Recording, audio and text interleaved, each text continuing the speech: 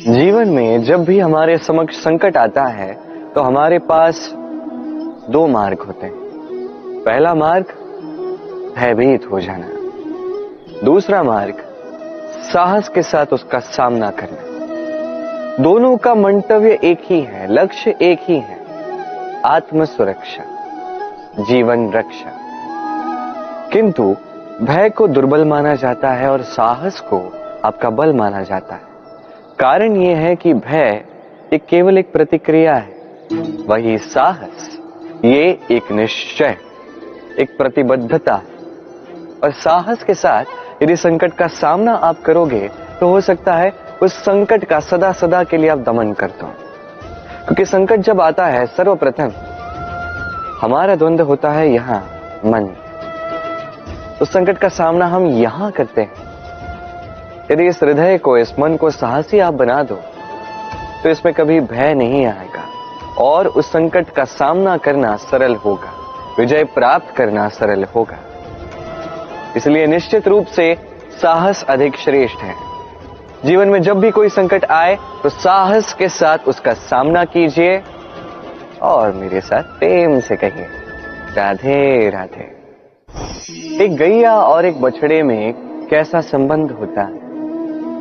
एक गैया अपने बछड़े को पुकार लगाती है और बछड़ा सहस्त्र गैयाओं में से अपनी माता का स्वर पहचान लेता है और अपनी माता से आके लिपट जाता है। अब कुछ ऐसा ही संबंध है आपके कर्मों का और आपके कर्म फल का भी। आप जो कर्म करेंगे, आपके कर्म आपके कर्म फल को पुकार लगाएंगे और आपका कर्म फल कहीं ना कहीं से आपको ढूंढते ढूंढते आके आपसे लिपट जाएगा। तो उचित तो यही होगा कि आप सत्कर्म करें, क्योंकि एक बार भले ही ईश्वर आपको आपकी भूल के लिए क्षमा कर दे, आपके कर्म नहीं करेंगे।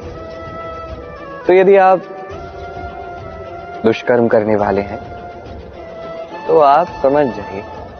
अब यदि आप शुभ कर्म करने वाले हैं तो आप समझ जाइए, जो आपका कर्म होगा आपका फल आपके पास अवश्य आएगा। आज नहीं तो कल, कल नहीं तो कुछ और समय में, किंतु आएगा अवश्य। आइए मेरे साथ प्रेम से कहिए राधे राधे। हम सभी कभी ना कभी जीवन में ईश्वर से कुछ ना कुछ मांगते हैं और ईश्वर जब हमारी मनोकामना पूर्ण करते हैं हम बड़े प्रसन्न हो जाते हैं। परंतु जब ईश्वर हमारी मनोकामना पूर्ण नहीं करते तब हम सोचते हैं, संदेह करते हैं, क्या सच में ईश्वर है? आपको एक बात बता दूं, यदि आपने ईश्वर के समक्ष अपनी इच्छा रखी, अपनी मनोकामना रखी और ईश्वर ने वो पूर्ण कर दी, इसका अर्थ ये है कि ईश्वर जानते हैं कि आपको इसकी आवश्यकता है। किंतु यदि आपने कामना की और वो पूर्ण नहीं हुई तो बस इतना स्मरण रखिए, ईश्वर वो सब देख सकते हैं जो आप नहीं देख सकते।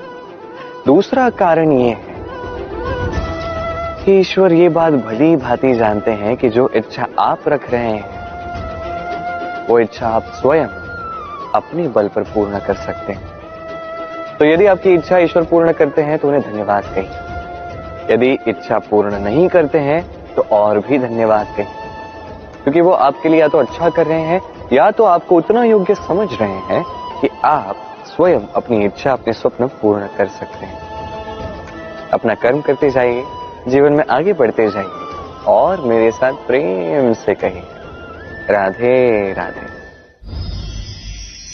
आम और नीम दोनों ही अपने अपने स्थान पे अत्यंत विशेष, अत्यंत श्रेष्ठ। आम हमारी शक्ति बढ़ाता है, वही नीम रोगों से लड़ने की हमारी क्षमता बढ़ाता है। अब आम अत्यंत मीठा होता है और नीम कड़वा होता है। अब क्या इस कारण से नीम को निराश हो जाना चाहिए या स्वयं से घृणा करनी चाहिए कि वो कड़वा है? कदापि नहीं। देखिए, नीम कड़वा है, इसमें नीम का कोई दोष नहीं है, दोष जिह्वा का है, जिसे मीठा भाता है और कड़वा नहीं भाता। किंतु यदि आप नीम का उपयोग अपने जीवन में नहीं करोगे तो रोगों से लड़ने की आपकी क्षमता बढ़ेगी ही नहीं। तो नींव तो है अत्यंत महत्वपूर्ण। इससे आपको क्या सीख मिले? यही कि कभी भी जीवन में किसी और के मापदंडों पे स्वयं को मत परखिए। आपकी योग्यता, आपकी विशेषता, आपके गुण अवगुण, ये स्वयं आप समझ जाइए, इतना ही पर्याप्त है। आइए और मेरे साथ प्रेम से कहिएगा, राधे राधे। क्या आपने कभी कुएं से जल निकालते हुए किसी को देखा है?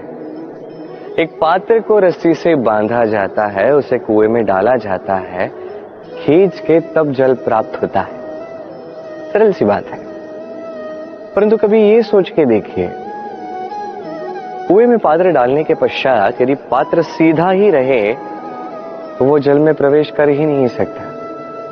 ना जल उस पात्र में प्रवेश कर सकता है, उस पात्र को झुकना पड़ता है, तब जाके जल उसमें प्रवेश करता है, तब जाके खींच के आपकी प्यास बुझती है। अब इसमें जीवन की एक अमूल्य सीख छिपी है, एक सीख जो संसार के हर एक व्यक्ति के लिए महत्वपूर्ण है, और उस सीख का नाम है